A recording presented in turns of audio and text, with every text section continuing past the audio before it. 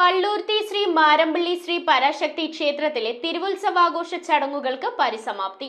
6 ദിവസങ്ങളിലായി നടന്ന തിരുവുത്സവം ആറാട്ടു മഹോത്സവത്തോടെ സമാപിച്ചു. 5 ഗജവീരന്മാർ അണിനിരന്ന പകൽപൂരവും ഉത്സവാഘോഷങ്ങൾക്ക് നിറപ്പകിട്ടേകി. ഭക്തിനിർഭരമായ ചടങ്ങുകളോടെയാണ് പള്ളൂരുത്തി ശ്രീ മാരമ്പള്ളി സഭയുടെ കീഴിലുള്ള ശ്രീ പരാശക്തി ക്ഷേത്രത്തിലെ തിരുവുത്സവാഘോഷങ്ങൾ നടത്തിയത്.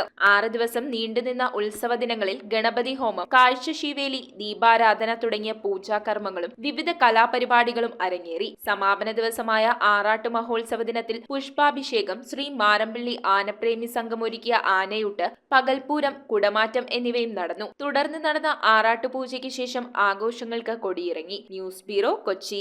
ഓം നമോ ഭഗവതേ വാസുദേവായ ധന്വന്തരയേ അമൃതകലശഹസ്തായ സർവാമയ വിനാശനായ ത്രൈലോക്യനാഥായ മഹാവിഷ്ണവേ നമഃ.